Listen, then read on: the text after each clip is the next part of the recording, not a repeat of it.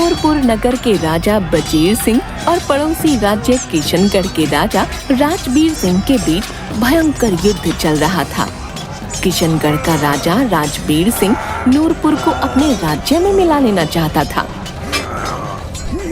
युद्ध 15 दिनों तक चलता रहा।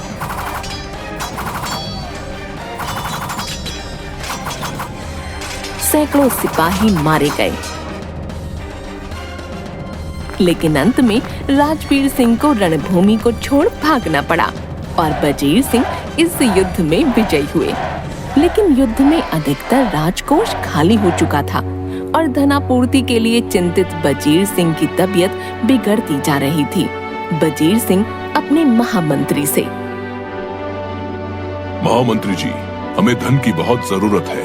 इस युद्ध में हमारा बहुत नुकसान हुआ है। सारा राजकोष खाली हो चुका है। हमें जल्द से जल्द धन की व्यवस्था करनी होगी। हाँ महाराज, हमें इस विषय पर सोचना होगा, क्योंकि जब तक धन की जरूरत पूरी नहीं होगी तब तक राज्य का कार्य चलाना मुश्किल होगा।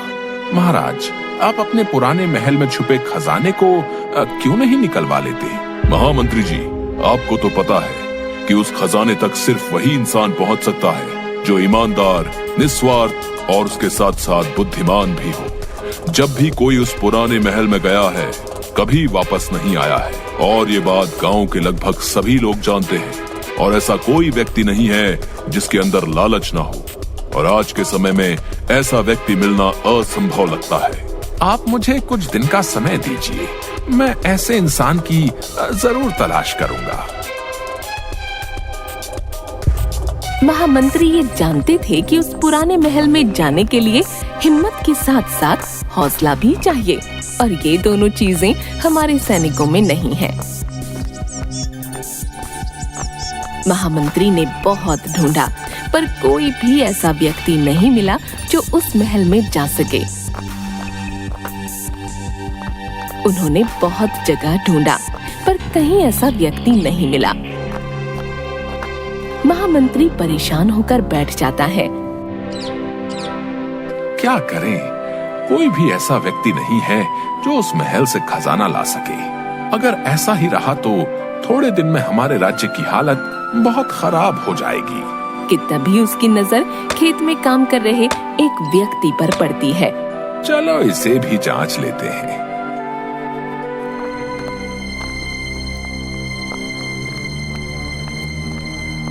महामंत्री उसके खेतों की तरफ से जाते हैं और रास्ते में चलते वक्त कुछ सोने के सिक्के खेतों में गिराकर आगे बढ़ जाते हैं। और जैसे ही उस अर्जुन की नजर उन सोने के सिक्कों पर पड़ी, वो महामंत्री जी को बुलाने लगा। महामंत्री जी सुनिए, सुनिए महामंत्री जी। महामंत्री जी रुक गए। अर्जुन भागा भागा उनके पास गया। क्या हुआ? मुझे क्यों बुला रहे हो? महामंत्री जी, आपके सोने के सिक्के मेरे खेत में गिर गए थे। मैं इन्हें देने के लिए ही आपको बुला रहा था। मुझे तो पता भी नहीं चला कब ये सिक्के गिर गए। लेकिन एक बात बताओ, तुम्हें धन की जरूरत नहीं है क्या? महामंत्री, धन की जरूरत किसे नहीं है? धन की जरूरत तो है, लेकिन अपने मेहनत की धन की, दूसरे के मेहनत की नहीं। महामंत्री उसका जवाब सुनकर खुश हो गए, क्योंकि उसके मन में जरा भी लालच नहीं था। महामंत्री ने पूरी बात अर्जुन को बताई।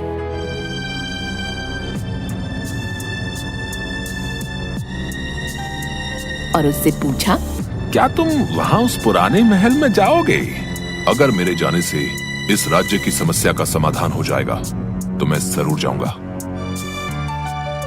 महामंत्री उसे राजा के पास लेकर जाता है और सारी बात बताता है।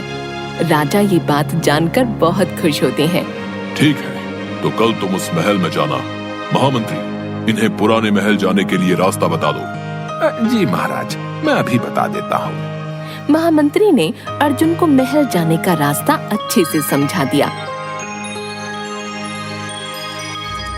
और अगले दिन अर्जुन पुराने महल के लिए निकल जाता है।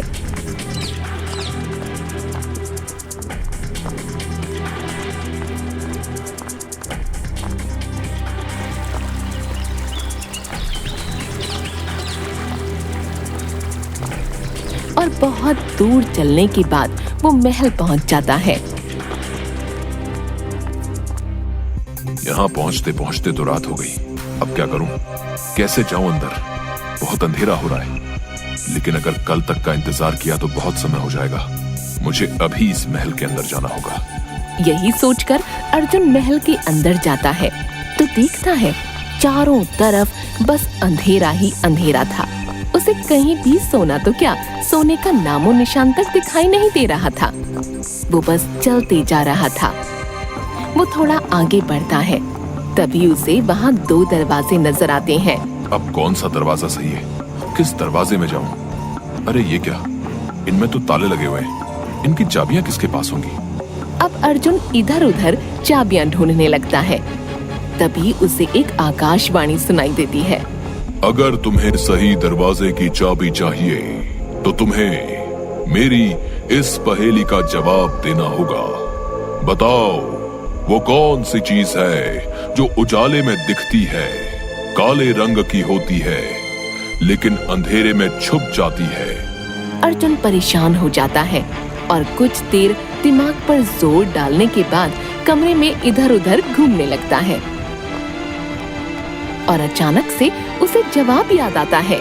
ऐसी तो दुनिया में बस एक ही चीज है और वो है हमारी परछाई। बहुत बढ़िया। इतने अंधेरे और अकेलेपन के बावजूद तुमने अपनी बुद्धि को संयम में रखकर जवाब सोचा। ये सच में काबिले तारीफ है। चलो, तुमने इस कमरे में जाने का पहला चरण तो पार कर लिया। बाएं हाथ के दरवाजे के पास जाओ और ध्यान से देखो, ताला खुला है। अब जैसे ही ये दरवाजा खुलेगा तुम्हें एक बड़ा कमरा दिखाई देगा, जिसके एक शोर से दूसरे शोर तक जाने के लिए तुम्हें कुछ कठिनाइयों का सामना करना होगा। कठिनाइयों से तुम्हें गणेश जी ही बचाएंगे। अगर इस परीक्षा में तुम सफल रहे तो अंत में तुम पूज्य महात्मा के कक्ष तक पहुंच जाओगे। ये तुम्हारी बुद्धि और ईमानदारी की परीक्षा है। अर्जुन आगे बढ़ता है और उस दरवाजे से अंदर जाता है। वहाँ उसे महल का एक बड़ा कमरा दिखाई देता है और ठीक कमरे के दूसरी तरफ एक और दरवाजा। अब मुझे उस दरवाजे के अंदर जाना होगा, लेकिन आकाशवाणी ने कुछ मुश्किलें आएंगी ऐसा कहा था। वो क्या है पता नहीं। अर्जुन एक कदम आगे बढ़ाता है। कमरे के फर्श पर लगे पत्थर अलग अलग रंग के चमकने लगते हैं और एक तरफ से उड़ता हुआ पत्थर आकर उससे टकराता है और उसे घायल कर देता है। इससे पहले कि अर्जुन कुछ समझ पाए, वहाँ पर बहुत सी चमगादड़ें उड़ती हुई उस पर झपट पड़ी। ये क्या हो रहा है? मुझे कुछ समझ नहीं आ रहा। तभी उसे आकाशवाणी में कही बात याद आती है और वो सोचने लगता है कि गणेश जी कैसे उसकी मदद कर सकते हैं। ध्यान से देखने पर उसे फर्श के एक छोर से दूसरे छोर तक एक स्वस्तिक चिन्ह नजर आता है और वो समझ गया कि उसे इन्हीं पत्थरों पर पैर रखकर आगे बढ़ना होगा।